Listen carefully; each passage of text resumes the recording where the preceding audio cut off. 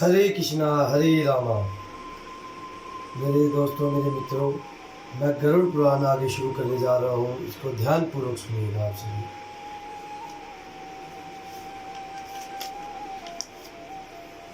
देखो, हम यहाँ धरती में जहाँ हम रह रहे हैं, हम यहाँ पे खुल के सांस लेते हैं। खुल के जितनी हमें आवश्यकता है उतनी हमें पूरी मिलती है। हम यहाँ पे आराम से सोते हैं।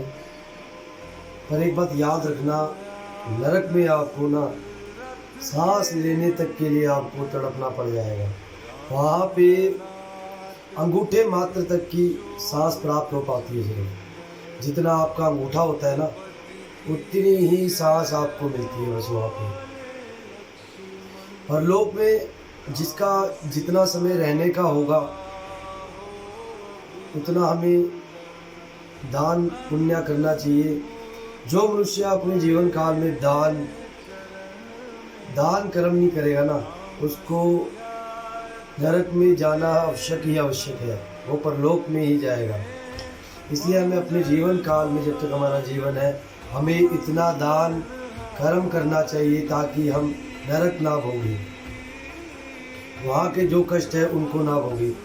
जो दान कर्म नहीं करेगा उसका परलोक में जाना तो निश्चित ही है। परलोक उसे अवश्य मिलेगा ही मिलेगा। और उसे वहाँ कष्टों के साथ यमलोक ले जाया जाता है। यमलोक इतना भयानक होता है, वहाँ हर मार्ग, हर रास्ते में दुख है, कष्ट है, बस और कुछ नहीं है। हे गरुड़,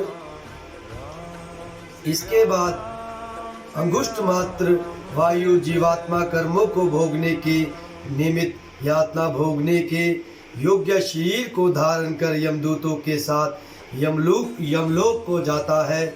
हे गरुड़, परलोक के निमित्त जिसने दान नहीं दिया वह कष्ट से तथा दृढ़ बंधन से बंधा हुआ यमलोक को जाता है। उस यमराजपुर के 4 दरवाजे हैं। इसमें दक्षिण द्वार के मार्ग को हे गरुड़ मैंने तुमसे कहा है। उस भयानक यमलोक के रास्ते में क्षुधा, तृषा, श्रम आदि से दुखी हुए प्रेत जिस प्रकार से रहते हैं उसको मैंने कहा है। अब तुम क्या सुनने की इच्छा करते हो?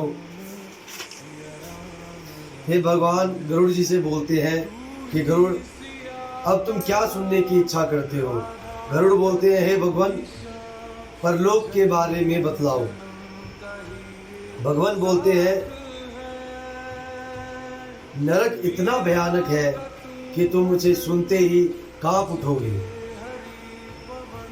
वहाँ एक बहुबीती नामक पुर है जो 44 योजन लंबा है। 44 योजन मैंने आपको बताया था। एक योजन में आप लगा लो 12 से 12.5 13 किलोमीटर। और 44 योजन बहुत बड़ा हो गया। उतना बड़ा 44 योजन का एक बहुबीती नामक पुर है जिसको देखकर पापी आत्मा भी हाहाकार करने लग जाती है। डर के मारे उसके मुंह से हाहाकार निकलने लग जाता है पापी आत्मा की वहां जाते ही। यमदूत आत्मा को यमपुरी लेके जाते हैं। चित्रगुप्त वहां उसे उसके पाप पुण्य जो उसने किए होते हैं अपने जीवन काल में और सब कुछ यमराज जी को बताते हैं। यमराज जी को पता सब कुछ होता है, पर फिर भी वहाँ के जैसे हम कहते हैं ना, हमारे यहाँ पे रूल बने होते हैं। एक वहाँ की वो है, रूल है कि चित्रगुप्त जी यमराज जी को आई हुई आत्मा के बारे में पाप पुण्य के बारे में बताएंगे ही बताएंगे। गरुड़ बोले, हे भगवान, पापी पुरुष यम मार्ग को लांघकर यमलोक में जिस प्रकार से यम की यातना को भोगते हैं वह मुझसे कहिए। श्री भगवान बोले, हे गरुड़, नरक के दुखों का आदि से लेकर अंत तक मैं समस्त वर्णन कहूँगा, जिसको सुनकर तुम कंपायमान हो जाओगे। ऐसा भयानक है हे गरुड़। बहुबीती नामक पुर के आगे 44 योजन को का धर्मराज का पुर है। उसमें हाहाकार शब्द होता रहता है, जिसको देख पापी भी हाहाकार शब्द करने लग जाते हैं। उस हाहाकार शब्द को सुन यमराज के दूत यमपुरी में जाकर द्वारपाल से कहते हैं, एक पापी को हम ले आए हैं। धर्मराज के द्वार पर धर्मध्वज नामक द्वारपाल सदा स्थित रहता है। द्वारपाल जाकर चित्रगुप्त से उस प्राणी के पाप पुण्यों के विषय में कहता है। तभी चित्रगुप्त जाकर धर्मराज से कहते हैं,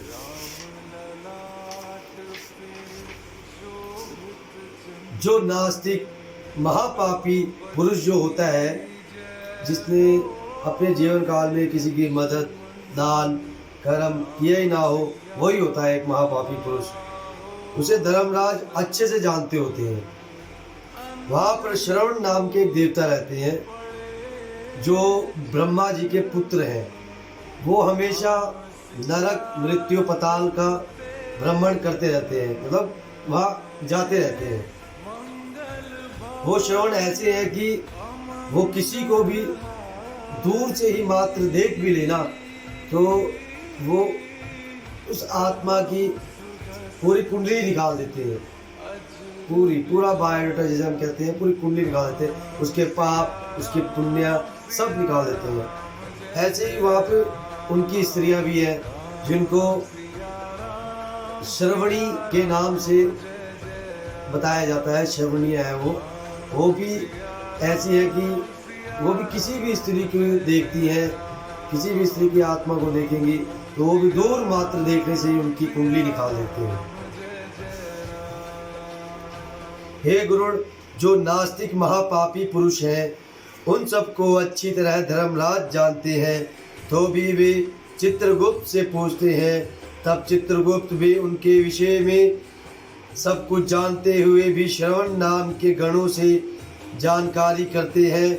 श्रवण नामक देवता ब्रह्मा जी के पुत्र हैं। वे स्वर्ग मृत्यु पाताल आदि में भ्रमण करते रहते हैं। वे दूर से ही श्रवण कर सब जान लेते हैं और दूर स्थित वस्तुओं को प्रत्यक्ष देखते हैं, जिससे उनका श्रवण ऐसा नाम रखा गया है।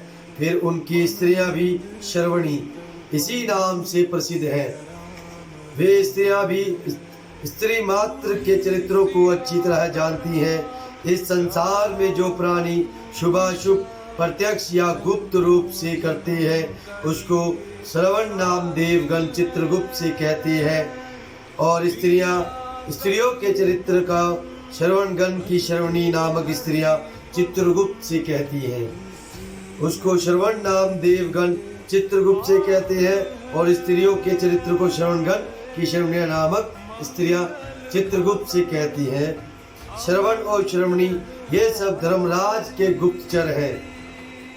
जो श्रवण और श्रवणी है ना, वो चित्रगुप्त के गुप्तचर हैं, जो उनको हर चीज बताते हैं। आगे प्राणियों के शुभाशुभ को मन और वचन आदि से किए हुए सब कर्मों के तत्व को ये जानते हैं। सब मनुष्य और देवताओं के तत्व को जानने की श्रवणादिकों की शक्ति है। वे सत्यवादी श्रवण मनुष्य मात्र के किए हुए सभी कार्यों को चित्रगुप्त से बतलाते हैं।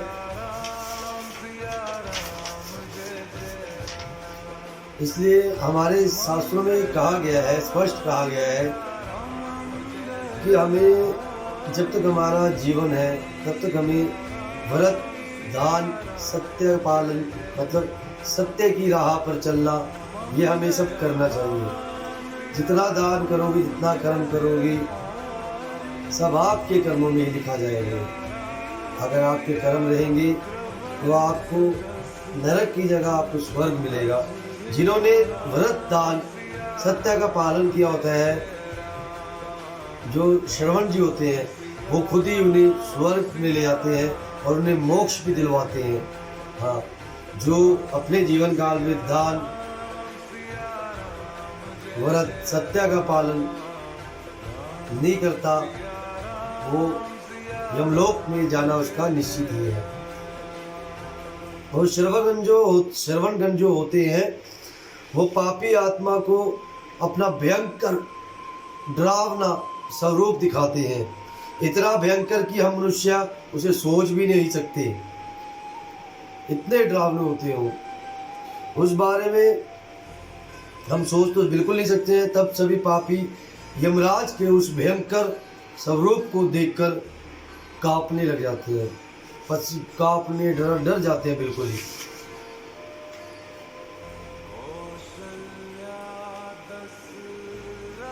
इसलिए कहते हैं, इसलिए व्रत दान सत्यपालन आदि से कोई भी पुरुष श्रवण को प्रसन्न करे तो श्रवणगण उस मनुष्य को स्वर्ग तथा मोक्ष को देने वाले हो जाते हैं। सत्य बोलने वाले धर्मराज के श्रवण नामक दूत पापी पुरुषों के पाप को जानकर धर्मराज से कहते हैं, जिससे वे पापियों के प्रति दुखदायी होते हैं। तब यमराज पापियों को दंड देते हैं और वे सब साक्षी देते हैं, सूर्य चंद्र अनिल अनल, आकाश पृथ्वी जल, अंतरात्मा मन दिन रात्रि दोनों संध्याएं और धर्म, ये मनुष्य मात्र के चरित्र को जानते हैं। धर्मराज चित्रगुप्त श्रवण भास्कर आदि सब संसार के प्राणियों के देह में स्थित पाप और पुण्य को भली भांति जानते हैं। इस तरह पापियों के पाप को निश्चय कर यमराज तदनंतर पापियों को बुलाकर अपने भयानक स्वरूप को दिखाते हैं। तब पापी यमराज के भयंकर स्वरूप को इस प्रकार से देखते हैं, एक बड़ा शरीरधारी हाथ में दंड लिए भैंसे पर बैठा हुआ है। प्रलय काल में जैसे मेघ शब्द करता है वैसा उसका स्वर है। काजल पर्वत जैसी कांति है, बिजली की प्रभा के समान प्रकाशमान शास्त्रधारी 32 भुजाओं से युक्त है। 3 योजन विस्तार वाला उसका शरीर है। 3 योजन आप लगा लो, 1 योजन 12 से 12.5 किलोमीटर, मतलब 3 योजन पता लगा लो 36 से 38 किलोमीटर तक उनका शरीर है, इतना लंबा चौड़ा। पापी के तुल्य भयानक मुख है, लाल नेत्र है, आंखें लाल रहती है उनकी, बड़ी बड़ी दाढ़ों में से युक्त भयंकर मुख है, लंबी नाक है, ऐसा यमराज का स्वरूप है। मृत्यु जवर आदि से युक्त चित्रगुप्त भी भयानक रूप को धारण करते हैं। यम के जैसे ही भयानक उनके दूत भी पापी के पास आकर गरजते हैं, जिसको देख पापी भयभीत होकर हाहाकार शब्द करता है। दान ना देने वाले ऐसे पापी कंपायमान होकर रोती है। हे पापी दुराचार जीव, अहंकार युक्त विवेक रहित हो, तुमने पाप रूप धन का संचय इसलिए किया क्योंकि ईश्वर के निमित्त धन दान देना था, अपितु संचय नहीं करना था। पापी पुरुषों की संगति से और कर्म काम क्रोध आदि से उत्पन्न हुए ऐसे दुख देने वाले पाप को तुमने किसके लिए किया? तुमने अत्यंत प्रसन्न हो जैसे पहले पाप किए हैं वैसे ही अब दुख को भोगो। अब उल्टे मुख कर क्यों रुदन करते हो?